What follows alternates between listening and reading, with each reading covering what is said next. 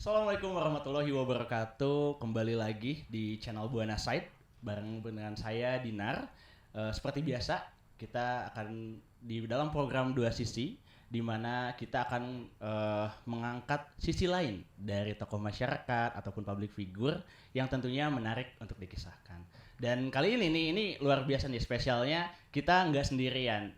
Saya tidak sendirian ya tepatnya, karena di episode sebelumnya itu saya sendirian, tapi ternyata saya kayak sapu jadinya ya, jadi sendirian di ujung gitu kan. Nah, alhamdulillah kali ini saya ditemani oleh rekan saya nih, ada Cinta Salma Al-Kausar. Halo. Jadi boleh disapa ya ke rekan-rekan Buana. Ini ada Teteh Cinta nih ya. Dan ini juga luar biasa juga sih, Cin. Kenapa tuh? Malam hari ini kita kedatangan tamu kehormatan. Oke. Yes, ini luar biasa banget karena beliau ini adalah orang nomor 3 di Kota Bandung. Wah, seorang Bapak Dr. Andes Haji Ema Sumarna MSI ya. Apa kabar Pak Ema? Baik. Oke, boleh dideketin mungkin Pak biar ini aman?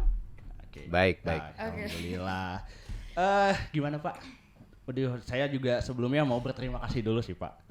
Dalam kesibukannya sebagai Sekda Kota Bandung ini masih mau mampir ya ke channel kita ini, luar biasa, hatur nuhun pisan sebelumnya Pak Ema. Dan kali ini sih kita kayaknya santai aja ya. Iya, santai Karena sih. kita di Dua Sisi itu sebenarnya lebih ke bercerita Pak, orang dongeng, orang Iya, bernostalgia, gitu kan. Iya.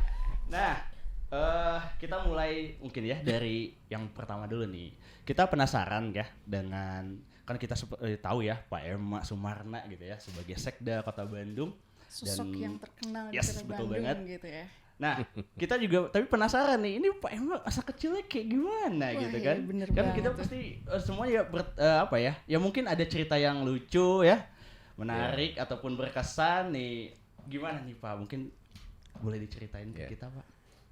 Saya ini berangkat dari sebuah kota yang cukup dikenal, tapi bukan karena kebesaran kota itu, misalnya aspek infrastruktur, tapi ada makanan yang saya yakin untuk masyarakat Jawa Barat itu tahu, yang namanya tahu Sumedang. Oh. Ya. Wah, Jadi saya itu berangkat dari kota Sumedang, lahir di sana sejak kecil sampai remaja lah, SMA saya di Sumedang. Ya. Setelah saya melanjutkan pendidikan baru sejak tahun 85 saya meninggalkan Sumedang dan sampai saat ini saya tinggal di Bandung gitu. Dulu SD di mana Pak? SD ingat? SD ya di Sumedang. SD-nya ingat gak namanya Pak? Nah, ingat dong. Ya, SD apa, Pak? Namanya SD Sinang Raja ya. Tuh, ini Kemudian- SD Sinang Raja tuh ya. Ya. Ada alumninya udah jadi orang sukses ya. yang alumni SD Sindang Raja bisa komen di bawah. Ya, ada namanya SD Sinang Raja, kemudian SMP-nya saya di SMP 1 Sumedang. Oh, sampai satu Itu Sumedang. di Jalan Kebon Kol ya. Daerah mana Pak berarti Pak? Dekat alun-alun lah Oh, sebelah oke. timur ya. Iya. Kemudian SMA-nya dulu masih namanya SMA Negeri Sumedang, belum ada 1 2 3. Oke. Berarti SMA, aduh kalau nanya tahun agak ini. Berarti SMA tahun 85. tahun 85. Iya. Oke. Tahun 85 dan itu belum ada SMA 1 2 3-nya ya Pak? ya? Belum. Jadi disebutnya SMA Negeri Sumedang aja. Jadi kalau boleh dikatakan kalau di kota besar mah mungkin sekolah favorit lah ya. Iya. Karena semua orang ingin ke sana. Karena ya hanya satu-satunya kan. Wajar kalau itu orang berebut. Wes, luar biasa. Nah Pak, nih kita mungkin flashback sedikit. Ada nggak Pak cerita yang sampai detik ini jadi apa ya? Jadi kesan mau SD, SMP, SMA bebas. Pokoknya Atau bahkan cerita. TK, Oh, kalau bahkan masih TK, ingat. kalau masih ingat. Ya. Kalau saya tidak mengenal TK ya, Ma- saya tidak pernah masuk di TK. Mungkin zaman itu ada, tapi mungkin karena kondisi yang mungkin kurang memungkinkan. Iya. Jadi kalau mengenang masa kecil, saya ini hanya dibesarkan oleh satu orang tua. Oh, Insya Allah. Karena sejak kecil saya udah ditinggal bapak ya. Ya. Jadi saya pun sangat sulit mengenal atau mencoba mengenang memori saya. Ada nggak sesuatu yang ingat di saat saya misalnya bercengkrama dengan bapak? Mungkin ada seingat saya adalah suka dibonceng pakai sepeda palang ya Oh, istilahnya iya. ya. Sepeda Pak. Oh ya, iya. yang ada kursi Yang ada kursi, hoe-nya iya, itu, iya, rotan. benar-benar. Iya, iya, Kalau benar, Sunda kan benar. hoe. Iya. Nah, jadi saya ingat diantar jemput lah ya naik sepeda karena boro-boro punya motor lah, ekonomi kita kan terbatas ya. Iya, iya, iya. Nah, tahun 73 bapak saya meninggal ya. Dan konon katanya saya itu sedang di luar kota waktu itu. Jadi sedang dengan bibi, dengan amang lah kalau Sunda ya. Iya, iya. Nah, kemudian saya dibesarkan dengan 2 saudara ya. Kebetulan saya anak paling kecil, Oh, bungsu, Pak. bungsu. Nah, kemudian ibu saya kebetulan seorang tenaga pendidik ya di sekolah dasar. Iya, iya. Jadi saya dibesarkan itu oleh ibu dengan kakak-kakak saya itu. Ya, dan ibu saya memang tidak menikah lagi. Mungkin beliau ingin berjuang lah bagaimana titipan Allah ini ya. Beliau besarkan dengan berapa sih penghasilan seorang guru sekolah dasar ya pada saat itu. Betul banget. Makanya kita pun kalau hidup itu prihatin udah biasa lah ya. Saya bukan berangkat dari orang yang gimana gitu. Jadi Iya. kalau bagi saya melihat masyarakat sekarang, masyarakat kecil, saya pun alami gitu, saya paham lah. Cuma mungkin saya tidak masuk kelompok miskin gitu ya. Iya. Karena saya masih punya tempat tinggal, walaupun dengan keseharian yang sangat-sangat sederhana. Dan saya pun dalam proses bergaul dengan kawan pun tidak bisa lah saya ini misalnya dalam apa istilahnya dikenal dengan lifestyle ya. Dengan apakah itu pakaian atau apapun, yang penting Ada ya. apa ya, memenuhi aspek etika. Iya. Oke. Nah, bicara tadi mengenai mungkin ya masa kecil lah ya. Nah, mungkin kita masuk ke remaja nih, Pak. Remaja ya, berarti remaja SMP menuju SMA lah ya. Iya. Nah, senakal apa Pak Bapak KM-mut gitu ya. Dulu teh baung nang Pak Emak teh gimana nih, Pak? Saya kalau disebut baung ekstrim enggak. Iya, ya. iya. Cuma kalau suka baung-baung dikit mah ada. Ganggu temen gitu kan, ganggu guru, saya alami juga. Dihukum ngalamin juga ya. Apa kaki berdiri satu ngalamin. Karena jahil aja mungkin ya. Itu mah saya alami. Ingat kene enggak Pak? Jailna nu kumaha ya, Pak? Ya gimana nih jail apa nih yang Ya sampai misalnya orang lain lagi berdoa kita ganggu. Waduh. Oke.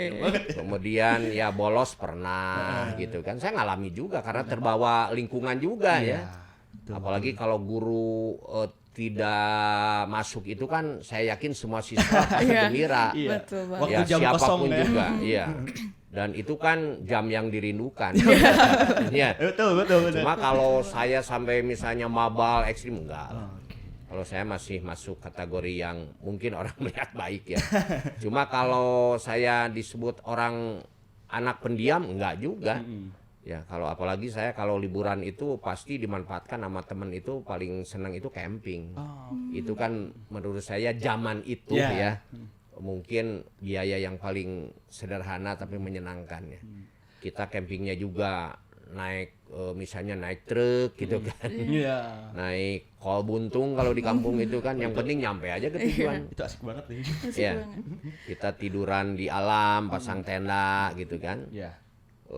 Ya jahil juga waktu camping pernah lah ya. Ini pasti lucu banget ya. Saya pernah lah berbuat jahil dan memang saya udah minta maaf ke kawan-kawan. Karena waktu itu saya ingat aja begitu datang teman-teman maunya seneng-seneng kan. Baru datang seharusnya kan pasang-pasang tenda ya, siapin untuk makanan. Dia mainnya tiba-tiba gelar tikar, tiduran, main gitar-gitaran. Ya waktu itu saya jujur aja, saya diberikan kepercayaan apa itu bikin masakan oseng kangkung ya. Saya campur sama rumput. Kreatif. Tapi alhamdulillah nggak ada yang sakit lah ya. Dan saya jujur ngomong ke teman-teman sesudahnya. Ya mau marah gimana, rumputnya udah dimakan. Saya alami betul itu. Tapi saya memang pernah sampaikan saya minta maaf lah. Karena ya kelakuan masa itu ya wajar aja mungkin ya. Namanya anak SMA. Tapi emang nakalnya masih nakal anak remaja gitu ya. Tapi kalau saya nggak pernah nakal yang nggak jelas. Misalnya maaf ya narkoba. Iya. Kita nggak pernah yang begitu. Alhamdulillah. Minuman beralkohol kita nggak pernah. Merokok pun kita nyuri-nyuri lah. Ya. Nah, Pak, ini tadi kan dari SD masa kecilnya udah terbayang, remaja menuju ini. Berarti kalau kuliah di mana Pak berarti, Pak? Kalau saya waktu itu sebetulnya keinginan saya ingin menjadi seorang insinyur pertanian. Masya Allah. Jadi waktu itu saya ikut testing, si Penmaru namanya ya. Iya. Saya testing ke IPB, ternyata Allah mentakdirkan lain. Saya gugur lah. Ya. Ya. Jadi segala sesuatu kan kita kalau ada kegagalan itu pasti ingat kepada yang Maha Pencipta kita ya. Padahal sebetulnya kita yang serba terbatas. Kan? Nah, jadi waktu teman-teman udah jelas ya dia mau kuliah di mana, saya waktu itu masih bingung. Saya mau kuliah kemana? Ke swasta juga rasanya nggak mungkin. Karena kakak-kakak saya juga sedang kuliah.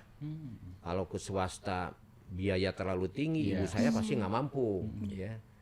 Nah, tapi waktu itu ibu saya seolah itu jalan Allah lah menuntun saya harus masuk ke sebuah akademik yang waktu itu saya tidak paham, nggak ngerti, masuk ke APDN katanya. APDN. APDN itu apa saya nggak ngerti. Oke. Cuma dulu dikenalnya sekolah camat. Oh. Camat juga saya nggak tahu apa itu camat ya. Karena masa-masa SMA lah jarang orang mengenal struktur pemerintahan kan. Betul. Tapi saya ya nurut aja karena mungkin ini jalan Allah melalui ibu saya. Akhirnya saya masuk. Begitu masuk pun saya kaget. Saya jujur aja mau kabur lagi waktu itu karena waktu itu memang cukup keras pendidikannya. Jadi digebukin fisik itu keseharian. Saya kan nggak biasa digitu-gituin. Ini ngapain gitu ya, ditabokin, ditendang gitu kan. Nah, tapi lama-lama lah karena ada teman-teman yang sealumni SMA ada yang masuk. Oh, jadi ada saya yang juga ya. Iya, jadi ada 7 orang kalau nggak salah. Jadi saya agak tenang. Ya karena yang digebukin nggak sendiri. Nah, jadi memang pendidikannya persis militer lah yang saya rasakan kan. Tapi di balik itu semua ternyata hikmahnya sangat luar biasa. Di sanalah saya merasa terbentuk sikap mental disiplin saya. Masya Allah. Fisik saya karena dulu saya sangat krempeng. Ya sangat kurus gitu kan. Tapi begitu masuk di sana kurusnya iya tapi kurus yang tegap. Berisi Karena berisi lah karena dididik ya. Dididik militer, bangun subuh, lari, olahraga, kemudian fisik itu luar biasa lah. Ya, jadi mental juga kita dibangun ya. Kemudian ditekan mental itu luar biasa sebetulnya. Pendidikan menwa itu kan cukup berat. Kita di Pangalengan di Dodik 2 di sana. Udaranya kan sampai saat ini pun tidak berubah. Sangat dingin. Kita pernah direndam di air di sana, kebayang udah dingin direndam. Ya. Pernah direndam ya? Ya pernah lah karena kita ketahuan tidur lagi pelajaran mungkin disuruh keluar kan. Dihukum ternyata. Ya, dihukum. Tapi rasanya hampir semua angkatan saya itu pasti ngalamin yang namanya pernah dihukum. Karena di sana itu pasti kesalahan itu ketahuan aja. Ya, karena kita nggak mungkin bisa konsentrasi mengikuti pendidikan yang cukup berat ya. Pasti saja ada kesalahan dan konsekuensinya itu dihukum. APDN itu berarti sekarang apa Pak? Masih ada atau jadi sudah berlebur kan sekarang jadi STPDN, IPDN yang di Jatinangor. Kalau dulu kan APDN ini masih tersebar di seluruh Indonesia. Ada di Palembang, ada di Makassar, termasuk kita di Bandung. Kalau sekarang makan terintegrasi. Nah, ini sekarang kita geser nih setelah dari sekolah dasar, ya remaja, kuliah. Nih saya pengen sedikit ini juga sih. Kan berarti awalnya sebetulnya nggak ada ya, bukan nggak ada, mungkin cita-citanya bukan nggak kesini nggak ke situ kan ya. Enggak. Cita-citanya dulu apa Pak? Boleh tahu Kak? Ya ingin jadi itu aja, jadi petani yang berhasil. Ya karena saya kebetulan masih ditinggali ada seberapa petak sawah waktu itu ya. Saya lihat keseharian kakek saya juga petani, jadi saya sangat dekat dengan kakek kan. Jadi kebayangnya sederhana aja, ingin niru kakek. Kemudian konon katanya bapak saya itu punya heleran. Heleran tahu nggak heleran? Enggak tahu apa tuh. Jadi yang itu padi, tempat itu kan. padi, tempat padi, menggiling padi itu. Jadi padi dari pare ya kalau bahasa Sunda. Jadi beras gitu kan. Oh iya. Nah tapi karena ayah saya meninggal mungkin sama ibu saya dijual. Nah berarti selepas kuliah beres di APDN itu apa nih Pak, masuk ke mana dulu kerja? Langsung kerja. Jadi saya masuk 85 ya karena di sana itu D3. Jadi kita keluar tahun 88. Ya, 88 waktu itu kan ada pilihan menyebar di se-Jawa Barat. saya nggak tahu, pokoknya ditempatkan aja di Pemkot Bandung. Oh, jadi dari pertama langsung Langsung masuk di Pemkot Bandung. Bandung. Ya dengan pangkat golongan itu waktu itu masih 2B. Nah, Ya 2B itu kan kalau lulusan SMA itu kan pasti 2A ya. betul. Karena kami dianggap disejajarkan dengan D3.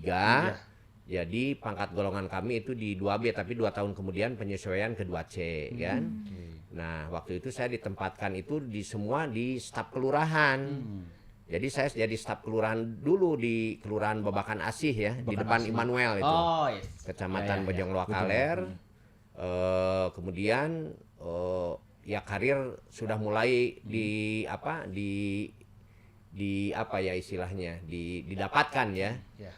2 tahun kemudian jadi kepala seksi di kelurahan, kepala seksi pemerintahan. Yes.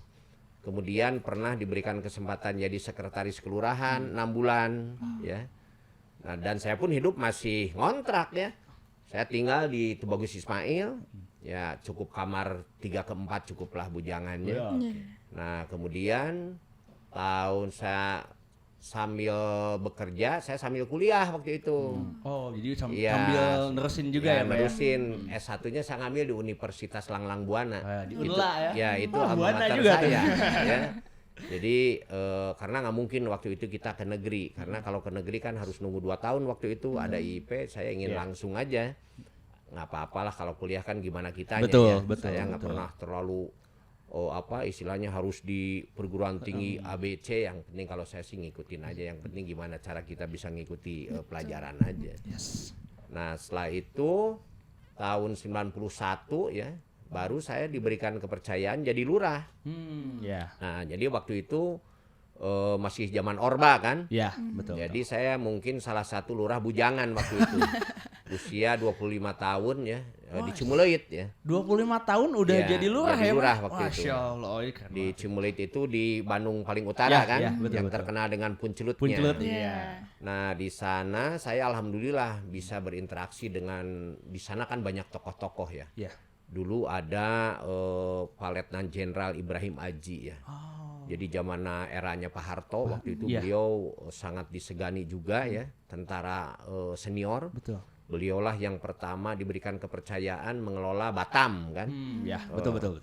Nah, jadi waktu itu saya datang ke beliau sebagai sesepuh. Iya. Kita minta arahan kan ke masyarakat itu, ke tokoh-tokoh itu saya datangin. Yes. Kemudian di Cimuleuit itu kan banyak juga para pengusaha, termasuk tokoh agama Katolik ya di sana. Saya datangin karena kita sebagai aparat makan mengayomi semua ya. Betul. Jadi saya masuki semua tokoh-tokoh yang ada. Saya nanya harus gimana nih kelurahan, inginnya bagaimana. Kebetulan saya itu kan bujangan jadi bebas. Yes. Dan akhirnya semua sepakat, saya disupport, didukung oleh masyarakat di sana. Dulu masih ada yang namanya LKMD, Lembaga Ketahanan Masyarakat Desa. Kalau sekarang kan namanya LPM. LPM, betul. Nah, itu saya disupport masyarakat di sana. Akhirnya kita membangun kantor karena kantornya waktu itu kan kurang representatif. Jadi waktu itu masyarakat di sana pada iuran ya, ngebangun kantor sampai 65 juta waktu itu. Wow. Nilai dolar itu seingat saya masih 2.100 ya waktu itu. Jadi 65 juta itu mungkin kalau dikonversi ke nilai di kurs sekarang ya bisa kebayangkan berapa gitu kan. Ya. Nah, dari sana alhamdulillah akhirnya kita saya seizin masyarakat ngebangun satu ruangan untuk kamar saya sehingga saya dikenal dokter. Monok di kantor. Nah, saya bujangan jadi saya melayani juga 24 jam. Masya Allah. Nah, udah gitu ada lomba kelurahan, alhamdulillah kita ikut karena mampu menghadirkan partisipasi masyarakat secara material. Ya kan partisipasi itu bisa pikiran, bisa tenaga, bisa uang kan. Betul. Nah, masyarakat waktu itu bercampur, ada yang bantu pikirannya, ada yang bantu tenaganya, ada yang bantu materinya. Ya akhirnya kantor itu bisa terbangun. Dan kita akhirnya dinobatkan menjadi salah satu kelurahan terbaik di Jawa Barat. Waduh, luar biasa. Nah, setelah itu ya itulah jalan hidup ya. Nah, tiba-tiba satu waktu kita didatangi oleh gubernur dan Mendagri. Bisa kebayang kan, kita hanya di level pemerintahan terbawah, Iya, betul. tiba-tiba didatangi oleh seorang gubernur. Waktu itu zamannya Pak Nuriana. Wah, ya. Pak Mendagrinya mantan gubernur Jawa Barat, namanya Pak Yogi S. Mehmet. Sekarang udah almarhum. Ya kita gemetaran juga ya. Ini sampai menteri datang ke kantor. Ada betul. apa Ya, gitu kan. karena beliau mendengar, kebetulan Pak Yogi waktu itu memang warga kami. Oh. Karena rumahnya di Iya. Cimeleit. Mungkin beliau mendengar kelurahannya juara di Jawa Barat, Iya. beliau berkunjung. Iya. Ya waktu itu pastilah seorang menteri didampingi oleh gubernur. Gubernurnya. Nah, pada saat kami sudah selesai, Pak Nuriana waktu itu nanya ke saya, termasuk Ibu Nuriana, Ya. kamu masih sendiri? Oh iya Pak, saya bujangan. Iya. Terus ketua PKK-nya gimana? Ya kata saya sesuai regulasi kita ambil dari tokoh masyarakat, PKK di sana. Iya. Bagi saya nggak ada masalah, semua program bisa berjalan. Betul. Nah, seminggu kemudian saya dipanggil ke gedung sate, ya, sama Pak Sekda Jawa Barat waktu itu namanya Paragam Santika. Oh iya, betul. Nah, jadi saya kaget kok tiba-tiba dipanggil ke provinsi. Ya. Nah, ternyata saya diberitahu mungkin Pak Gubernur, ya saya takut disebut GR ya, terkesan aja mungkin dengan sosok Betul, saya Pak. ya. Iya. Masih bujangan, kemudian waktu itu saya bisa mensukseskan program beliau namanya Rereongan Sarupi ya. Jadi iuran Rp100 per umpi. Nah, oleh saya waktu itu bisa sampai membangun jalan. Masya Allah. Nah, jadi beliau itu mungkin mengapresiasi, akhirnya saya dijadikan ajudan beliau. Oh, oke. Jadi saya nggak kebayang lah, dari seorang lurah ya, Jadi ajudan di level gubernur. pemerintahan terendah, tiba-tiba bisa jadi ajudan gubernur. Masya Allah. Nah, ini saya nggak terbayang Iya, sebelumnya. iya, iya. Ya karena ini tugas, panggilan negara lah Iya, istilahnya, betul. ya saya jalani. Yes. Akhirnya saya jadi ajudan gubernur, dan di sana saya diberikan jodoh oleh Allah Subhanahu Wa Taala ya. Waktu jadi ajudan saya nikah dulu. Nah setelah itu ya saya 5 tahun dengan beliau. Akhirnya jadi sekpri, Jadi sekpri ya. jadi sekretaris pribadinya Pak Nuriana. Nah mungkin satu waktu saya dipanggil oleh beliau, ditanya udah berapa lama. Kemudian nanya juga kawan-kawan seangkatan saya udah jadi apa, di mana, dan lain sebagainya. Ya akhirnya Pak Nuriana waktu itu mendorong saya untuk menjadi untuk kembali ke Kota Bandung, ya. Iya. Dan waktu itu sekdanya masih Pak Dada Rosada, ya. Oh iya. Pak Wali Kotanya Pak Tarmana. Pak Tarmana. Saya sangat dibantu oleh sosok Pak Dada Rosada ya, selaku sekda waktu itu. Dan mungkin ada pembicaraan dengan Pak Nuriana, saya tidak tahu. Yang jelas pulang dari tugas di provinsi tahun 2001 ya, karena ke provinsi itu saya tahun 96. Oke, 96. Nah, jadi lurahnya itu cuma 4 tahun 7 bulan waktu itu. 4 tahun 5 bulan. 4 tahun 5 bulan. 4 tahun 5 bulan 7 hari lah waktu itu saya ingat. Masih ingat Masih. luar biasa. Ditanya itu sama Pak keren Sekda banget, ya, Iya. Pak Sekda Jawa Barat waktu itu. Jadi setelah itu saya diangkat jadi camat. Masya Allah. Jadi saya tidak pernah jadi sekcam dulu ya. Jadi saya waktu itu langsung jadi camat, ditempatkan di Cibenying Kidul, di depan Itenas Iya, itu iya, ya. depan Itenas. Nah, saya jadi camat di sana. Jadi camat di sana saya nggak lama, cuma 1 tahun 7 bulan. Cuma Berapa waktu hari itu itu, ya, Pak? gimana? Kalau harinya sama. Cuma ada yang terkesan waktu itu saya di bawah arahan bimbingan Pak Wali Kota dan Pak Sekdanya Pak Dada waktu itu. Oh iya. Saya yang menertibkan PKL Cicadas yang asalnya Iya. menguasai jalan, Betul. kita naikkan ke trotoar. Oh berarti cikal bakalnya tuh di zamannya ketika Ya, sama bapak ya? ditertibkan di era saya waktu itu. Namun saya nggak lama di sana, tiba-tiba saya diberhentikan atau jobless lah ya. Oh sempat jobless juga. Ya, Pak? saya nggak tahu alasannya apa. Iya. Toh saya pendekatannya saya 3 sebetulnya. Iya. Apakah saya indisipliner? Rasanya saya nggak ada. Betul. Ya, ada sanksi tertulis nggak ada, Iya. dipanggil lisan juga nggak ada. Tiba-tiba Apakah aja. Pak. saya persoalan moral, misalnya saya main wanita? Nggak juga. Atau saya terjerat persoalan hukum? Nggak Nggak. juga. Saya bingung. Ya. Sampai satu waktu Pak Nuriana nanya juga, kenapa kamu diberhentikan? Saya tidak tahu. Ya saya ngikutin aja. Yes. Tapi ternyata Allah mentakdirkan lain ya. 14 hari kemudian saya malahan dapat promosi. Wise. Jadi kepala bagian TU dulu namanya. Ya. Kalau sekarang makan sekretaris. Sekretaris mungkin. iya ya. Nah, di Dinas Perindustrian Perdagangan, karena dulu itu Dinas Perindustrian Perdagangan itu merupakan perangkat daerah baru. Karena sebelumnya mereka itu kan instansi vertikal ya. Iya. Yang dari pusat akhirnya bergabung karena ada otonomi daerah. Makanya mereka bergabung jadi perangkat daerah di Kota Bandung. Betul. Dan saya menjadi orang kedua di sana. Yes. Nah, waktu itu terjadi suksesi kepemimpinan kan. Nah, Pak Dada juga yang saya ingat pernah jobless juga ya. Ya itulah politik ya. Iya, iya, iya. Nah, saya hanya mencermati saja. Betul. Nah, ternyata Allah mentakdirkan Pak Dada jadi wali kota. Nah, begitu Pak Dada jadi wali kota, saya dipanggil oleh beliau. Saya dijadikan kepala bagian pemerintahan, dulu namanya BPOD, Bina Pemerintahan dan Otonomi Daerah. Nah, saya akhirnya ditarik oleh Pak Wali Kota, ditugaskan jadi kepala BPOD. Sekarang dikenal dengan Kabag Pemerintahan. Nah, masih di era beliau, saya hanya 1 tahun 2 bulan ya. Yes. Baik jadi Kabag TU maupun jadi Kabag BPOD, kemudian diberikan kepercayaan untuk memegang jabatan jadi Kabag Perekonomian.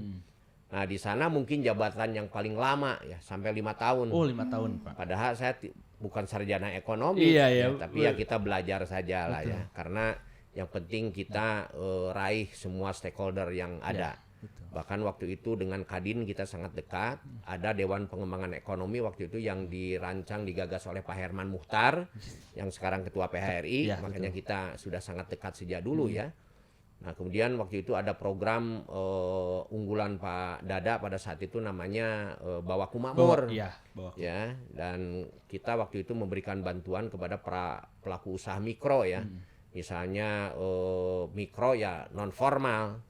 Ada tukang surabi ya, kalau mungkin sekarang tukang seblak, Tukang seblak, ya. tukang cilok yang gitu kan. Yes. Nah, kita berikan bantuan modal sebesar 500 ribuan waktu itu. Ya. Nah, setelah itu mungkin beliau memberikan apresiasi ke saya ya, karena Pak Wali Kotanya kan Pak Dada. Jadi waktu itu saya diberikan dulu kesempatan jadi PLT asisten waktu itu. Nah, kemudian tahun 2010, nah saya diberikan kesempatan untuk promosi naik eselon 2. Saya jadi Kepala Dinas Kependudukan dan Catatan Sipil. Disdukcapil yang ngurus akte kelahiran, KTP dan sebagainya. Di sana saya pun nggak lama, mungkin 1 tahun 4 bulan ya. Saya dipanggil lagi oleh Pak Dada waktu itu. Saya dimintakan jadi Kepala Dinas KUKM dan Perindag. Nah, kantornya di sana di jalan apa? Di jalan Kawuluyaan. Iya. Kantornya mewah, mepet ka sawah. Dulu Kawuluyannya belum kayak sekarang ya, Pak. Ya masih seperti gini-gini aja ya. Nah, jadi saya ditugaskan di sana ya. Kemudian suksesi terjadi lagi kan. Pak Dada berakhir, hadirlah Pak Ridwan Kamil. Ya. Nah, saya setback ke belakang. Waktu saya Kabag Perekonomian, saya diperintahkan oleh Pak Edi Siswadi sebagai Sekda waktu itu untuk apa istilahnya ya, memfasilitasi lah kegiatan-kegiatan pemuda kreatif Bandung yang namanya BCCF. Oh ya, Bandung Creative City Forum. Yang ketuanya waktu itu seorang Ridwan Kamil. Di sanalah saya mulai mengenal sosok Pak Ridwan Kamil. Beliau juga mungkin belum berpikir akan jadi wali kota. Ya. Ternyata satu waktu beliau jadi dunungan. Nah, itulah hidup ya.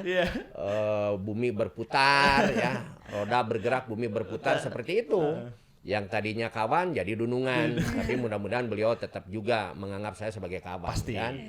Nah, jadi saya pernah mengenal sosok Pak Ridwan Kamil itu mungkin salah satu aparat yang pertama mengenal Pak Ridwan, ya, Pak Ridwan Kamil. Saya kenal dengan beliau sejak tahun 2008. Ya, jadi sayalah yang diperintahkan untuk membantu kegiatan-kegiatan pemuda yang punya energi, ide kreatifnya sangat luar biasa. Sehingga waktu itu ada Helar Festival. Itu ada 32 event ya yang sangat menghebohkan ya, karena memang digagas oleh tokoh-tokoh muda yang kreatif. Ada Pak Ridwan Kamil, ada Gustaf Hariman, ada Vicky Satari, ada Galis Sedayu dan lain sebagainya lah. Makanya saya sudah mulai mengenal sosok-sosok anak kreatif Bandung itu di sana.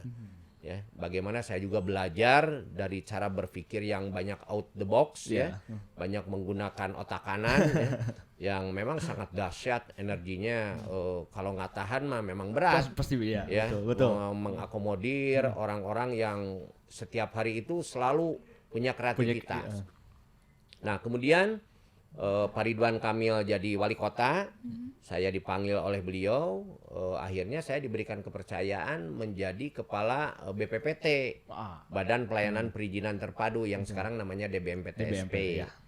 Nah, cuma saya ada hal yang cukup menarik sebetulnya ya dalam karir saya selaku aparat pemerintah kota.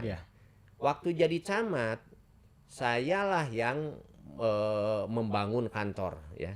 Di kelurahan kan saya bangun kantor. Setelah itu saya pindah. Jadi camat begitu datang sudah proyek sudah berjalan saya harus pindah. Kebetulan saya mantan ajudan gubernur, waktu itu saya tidak sulit berkomunikasi dengan pejabat pemerintah provinsi. Akhirnya saya pinjam kantor miliknya di Disbudpar provinsi yang persis di depan ITENAS itu. Kita akhirnya tidak ngontrak tapi pindah ke sana, kantor kecamatan kita bangun. Begitu kantor kecamatan jadi, malahan saya jobless. Ya, jadi saya tidak sempat menikmati. Kemudian waktu saya dimintakan jadi kepala BPPT oleh Pak Ridwan Kamil, begitu tanggal 5 Oktober tahun 2014 ya, BPPT kebakaran. Nah, akhirnya saya bangun lagi kan. Saya bangun waktu itu ya tentunya dengan dana APBD. Begitu selesai malahan dipindah. Ya. Jadi saya nggak menikmati lagi kan. Cuma waktu itu ada kesan yang menurut saya sangat luar biasa dalam perjalanan karir saya. Karena waktu itu memang ditarget oleh Pak Ridwan Kamil. Bagaimana merubah apa istilahnya pola dan sistem pelayanan dari konvensional untuk menjadi apa istilahnya berbasis aplikasi. Nah, makanya waktu itu kita menelurkan produk yang namanya Hayu Bandung. Ya, jadi waktu itu saya banyak dimusuhi ya oleh calo perizinan, oleh kawan-kawan yang biasa hidup nyaman di sana. Tapi waktu itu saya bangun komitmen, Anda mau ikut gerbong kereta atau enggak? Kalau Anda mau turun silahkan. Ya, tidak ada dendam di antara kita, tapi kalau Anda mau ikut gerbong, ya ayo ikut kita. Ya, saya mendapatkan waktu itu terlepas dia kesadaran sendiri atau itu keterpaksaan, 100% ikut gerbong. Dan waktu itu saya disupervisi sama KPK ya, Korsubgah KPK. Akhirnya alhamdulillah dalam waktu 8 bulan kita sudah bisa launching aplikasi itu dan ya jujur saja banyak apresiasi lah ya karena merubah dari zona nyaman itu tidak mudah, apalagi sudah bertahun-tahun kan. Nah, jadi itu bisa berlaku di mana saja. Dan waktu itu alhamdulillah kita bisa hadirkan itu. Nah, begitu saya mau menikmati dipanggil lagi. Saya harus menjadi kepala Dipenda di Sianjak, Dinas Pendapatan. Memang kata orang itu kursi-kursi basah. Yang orang bisa bergelimang uang.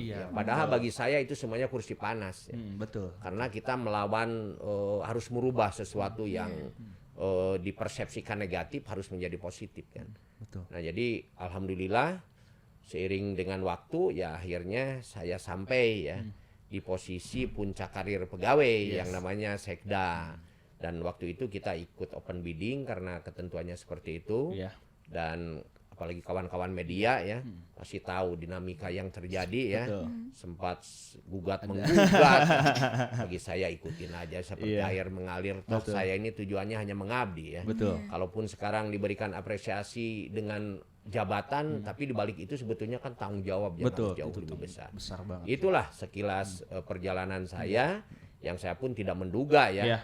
Dari nobody kata orang to become somebody. Padahal bagi saya biasa-biasa saja. Yang saya rasakan justru beban tanggung jawab ini yang harus benar-benar saya bertanggungjawabkan. Semakin ini dan ketika kalau saya ikutin tadi ya amati ternyata dari nol banget sampai sekarang itu luar biasa ya. Ya saya dari staf kelurahan aja. Betul. Itu luar Sampai biasa sekarang banget. mimpin para staf itu gitu kan. Dan ternyata tapi kalau diamati lagi nih Cin ya, leadership dari Pak Emma tuh ternyata terbentuk akhirnya dari sana gitu. Karena diamati tadi ya ketika kan tidak mungkin dong seorang Pak Nuriana, seorang ya petinggi-petinggi pada saat itu mempercayakan kalau emang tidak ada potensi gitu kan. Dan tapi luar biasa. Ya itu kan yang melihat orang luar Betul, ya. betul, Nah, itu. Cuma saya mengalami karir dari paling bawah. Betul. Jadi saya tahu Iya. ya secara fisis dan psikologi kawan-kawan di posisi manapun saya tahu karena saya pernah ada di sana. Yes, Gitu. betul, betul. Iya. Oke, Pak. Nah, apa nih? Cinta ada yang mau ditanyain kayaknya. Ini benar-benar bikin penasaran banget soalnya kan dari lurah gitu kan, dari lurah sampai sekarang Staf jadi kelurahan lah. betul sampai ke sekretaris daerah Kota Bandung gitu. Saya dengar-dengar tadi ya ceritanya cuman kalau yang susahnya itu jobless 14 hari Iya. gitu. Terus juga membangun apa? Tadi itu Kantor. bangun iya kantor. Terus setelah selesai malah jadi pergi gitu. Iya. Jadi hanya yang mungkin yang kedengarannya itu masih ya gitulah gitu kan. Tapi yang saya bingungin, yang saya penasaran banget itu tantangan yang paling Bapak rasain sampai sekarang, sampai yang teringat sampai sekarang tuh apa sih Pak? Jadi tantangan dalam sebuah kehidupan versi saya pasti ada. Iya. Ya, makanya Roma Irama ada lagunya ya. Perjuangan dan doa gitu kan. Cocok. Berjuang, rintangan itu sebetulnya fakta hidup itu, ya. Jadi kebetulan genre saya ada di sana, saya suka dan saya suka. Oh iya, memang hidup itu jalani seperti itu. Oh, pecinta dangdut, Pak. Ya saya suka Wah, aja luar gitu. biasa. Nah, jadi kalau tadi ada tantangan dimanapun ada. Iya. Nah, biasanya kalau kita sudah masuk level yang disebut pejabat, Iya. ya karena punya jabatan, pemimpin, karena memimpin gitu kan. Biasanya yang tidak mudah itu merubah kebiasaan. Contohlah dulu waktu saya di Disuk Capil, sayalah yang menggagas untuk menghadirkan mobil-mobil yang Berkeliling. berkeliling. Jemput bola ya. Jemput bola. Kemudian waktu itu tentunya atas dukungan pimpinan, Pak Wali Kotanya Pak Dada waktu itu, saya minta anggaran. Iya. Satu mobil itu kalau tidak salah waktu itu kan mobilnya cuma Grand Max ya, Iya. bukan mobil Alphard. gitu kan. Nah, jadi dipakai mobil layanan, harganya kalau nggak salah waktu itu sekitar habis satu kendaraan dengan modifikasi itu sekitar 350 juta. Yes. Kali 2 700 juta. Tapi untuk kepentingan layanan rakyat sebandung saya pikir nggak ada apa-apanya. Betul, betul. Kemudian kita minta dibantu ada 10 roda 2. Iya. Fungsinya apa? Untuk mengantarkan akte-akte yang ada itu supaya rakyat jangan datang ke kantor tapi diantar oleh kita ke rumahnya. Ya, nah jadi kita menggagas itu. Nah kalau sekarang makan sudah semakin berkembang itu Iya. yang saya bangga gitu Iya, kan diteruskan oleh para kepala dinas berikutnya. Yes. Di era Bu Popong itu Kota Bandung banyak sekali mendapatkan penghargaan ya. Sekarang dilanjutkan Pak Tatang juga saya pikir sama. Itu yang membahagiakan kita. Artinya kalau dalam bekerja itu jangan misalnya kita menggantikan seseorang kemudian kita istilahnya merasa ingin bersaing mematikan ide yang udah bagus. Saya pikir itu tidak bagus. Iya. Kalau itu masih tune in ya menurut saya harusnya ini dilanjutkan gitu kan. Dan itu yang terjadi di Disuk Capil.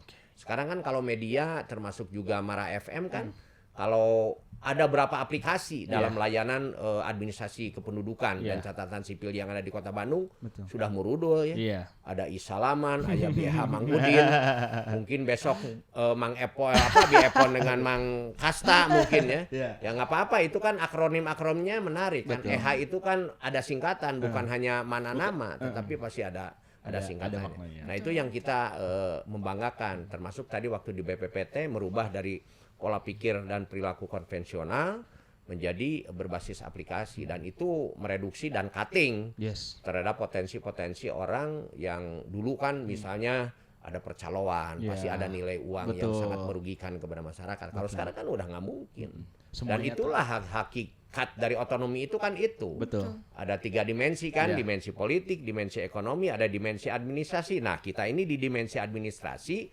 bagaimana kita mendekatkan layanan kepada masyarakat semudah mungkin, secepat mungkin, seterbuka mungkin kan itu. Yes. Mananya ke sana. Ini keren banget sih. Jadi saya belajar apa ya, leadership belajar nih. Tadi saya dari cerita Pak Emma ya, saya belajar leadership dan inovatif juga ternyata Pak. Dari tadi ya, sebelumnya pada zaman jadi staf kelurahan ya, jadi kepala lurah, udah langsung menginisiasi untuk udunan kan, untuk Ya, asal kita terbuka. Betul. Karena rakyat menilai. Karena kepemimpinan itu salah satu modal yang paling kuat itu adalah kepercayaan. Kalau kepercayaan sudah terbangun, demokrasi, kolaborasi itu ngikutin. Ya, makanya kepercayaan itu bisa murah, bisa mahal. Modalnya di sini. Jadi komitmen kita punya komitmen nggak? Ya, kalau Betul. sudah masuk di organisasi ada namanya BLC ya. Building Learning Commitment, bangun semua tuh, karena tujuan organisasi itu kan bukan tujuan kepala organisasi. Betul. Tujuan organisasi yang benar itu adalah tujuan semua anggota organisasi. Betul. Itu pemahaman saya kalau organisasi mau benar. Bahas. Ini Radio Mara ya. Nah. Jangan tujuan seseorang, harus tujuan semua stakeholder yang ada di sini. Insya Allah itu maju. Oke. Pak, ya ini nih, tadi Bapak sekarang sebagai sekretaris daerah Kota Bandung nih ya, kita pengen tahu nih, kira-kira cita-cita apa sih ini Pak? Kan tadi Bapak leadership-nya bagus, inovatif juga. Cita-cita apa yang mungkin masih ingin dibangun nih untuk Kota Bandung yang masih belum kesampaian nih, seperti apa nih Pak? Kalau yang belum kesampaian mah banyak ya. Menghadirkan kembali Kota Bandung yang tertib, bersih dan indah itu tujuan kita ya. Sebenarnya hanya dibulak-balik aja bahasanya. Dulu ada Bandung bermartabat, Bandung berhiber dan lain, itu ujung-ujungnya itu sebetulnya. Nah, sekarang ini kota ini mulai terancam. Ya, mohon maaf nih kalau ada kawan-kawan di birokrat mendengar saya sekarang. Tapi saya pun bagian yang merasakan kan. Terancam dengan ketidaktertiban ya. Contoh vandalisme. Ya, vandalisme itu sekarang sudah sangat luar biasa. Hampir semua ruang-ruang publik sekota Bandung itu terancam. Dan kemarin waktu saya memimpin gerakan Bebersih Bandung, kita lihat di jalanan itu toko-toko itu coret-coret luar biasa dan tidak ada nilai seni apapun. Nah, saya tentunya ingin menghimbau, yuk ada istilah Keep Bandung Beautiful ya, bagaimana kita ingin mengembalikan kota Bandung yang benar-benar dijaga kebersihannya, menghadirkan keindahannya, mampu menghadirkan kenyamanan bagi siapapun, apalagi kita sebagai warga masyarakatnya. Betul. Ya, sehingga kota ini harus mampu membanggakan warganya dan warga ini harus bangga dengan kota ini. Nah, itu kan. Jadi kalau saya inginnya seperti itu. Sepakat. PKL boleh, tapi ikuti aturan. Betul. Jangan seperti sekarang banyak yang ngebadung juga.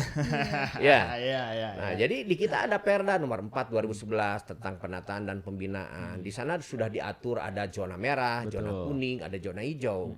Kalau sudah di zona merah itu ya jangan memaksakan. Masa semua jalur kota mau dipakai PKL? Betul. Mau jadi kota apa kita ini? Nah di sana harus terbangun ya. Kota ini kota terbuka, siapapun juga boleh datang ke kota ini. Tapi ada istilah ya, di mana langit dijunjung, di mana bumi dipijak, di sana langit dijunjung. Betul. Bukan malahan di mana lahan terbuka di sana dagangan digelar kan celaka. Nah, coba kita sekarang lihat di sekeliling Unpad di Pati Ukur, saya sedih ya. Kan itu salah satu alma mater saya juga ya. Nah, sekarang ini dulu saya kalau makan subuh itu sahur di sana ada rumah makan Sumedang. Nah, sekarang itu di sana udah carut marut. Ini PR bagi kita. Ya, saya mohon maaf nih ke keluarga besar Universitas Pajajaran, ya mari kita bahu membahu ya, mengajak para pelaku usaha informal di sana pun ya jangan begini-gini amat lah. Betul. Emangnya segala hidup itu diukur dengan ukuran perut gitu kan? Kita kan harus punya gagahnya kan sense of belonging sense of responsibility ya ke kota ini. Kalau tidak oleh kita, siapa lagi? Ya siapa lagi, gitu kan? Kalau Anda merasa mencintai kota ini, lakukan yang terbaik. Ya, kan dalam bahasa agama yang kita yakini, akidah saya selaku Muslim, jadilah manusia yang berlandaskan fastabihul khairat. Betul. Ya, bagaimana kita menghadirkan jadi manusia yang memiliki nilai kemanfaatan bagi orang lain. Nah, kalau semua sudah pandangan seperti itu, kota ini saya yakin bisa jadi juara dunia. Amin. Ya. Karena udaranya sangat mendukung. Ya. Kemudian keindahannya juga luar biasa. Makanannya hanya ada dua istilah, enak dan enak sekali. Gitu kan? Apa yang kurang di Bandung? Tapi jangan hancurkan dengan perilaku-perilaku yang jauh dari aturan dan ketentuan. Saya pikir Itu saja harapan kita. Yuk cintai kota ini, kami siap bekerja keras melayani. Karena kami menyadari posisi kami itu hanya dua, regulator dan fasilitator. Yes, betul. Pelayan rakyat kami ini. Ya. Asal rakyatnya yang dilayani ini yang benar. Iya. Ya. Mau diatur ya. Mau Pak, ya? diatur. Kan hidup ini nggak bisa hidup sendiri. Iya. Ya, kalau Anda mau ngatur hidup sendiri ya silakan Anda misalnya hidup di pinggir pantai sendirian atau gimana dalam hutannya. Yes. Kalau sudah dalam kota, apalagi kita ini diposisikan sebagai ibu kota provinsi Jawa Barat, pusat pemerintahan di Betul. sini, Center. fungsi pendidikan juga di sini, pusat jasa perdagangan juga di sini, orang lain juga berbondong datang ke sini, kan harus terbangun kesan. Yes. Kayak aks ya. Kesan pertama begitu menggoda, selanjutnya perserahan dana. Bandung itu harus menggoda. Betul. Cuma kesannya harus yang positif gitu Yes. kan. Jangan orang datang ke sini malahan jadi kapok. Iya. Ya. Aduh, Namun ningali Bandung teh jadi kieu kan cilaka. betul. Sepakat sih. Saya aja bukan orang Bandung, saya sekarang sudah cinta. Cinta. Mati di kota Bandung. Iya. Ya. Iya. Nah, apalagi yang between orang Bandung. Iya. Gitu kan. Yes. Jadi yang menjaga kota Bandung itu bukan hanya pemerintah. Betul. Nggak gitu. mungkin, aparat kita kan terbatas, dana kita pun terbatas. Ya, jadi semuanya terbatas, manusianya terbatas, anggarannya terbatas. Ya kalau tidak didukung partisipasi masyarakat, Betul. nggak kuat kita ini gitu ya.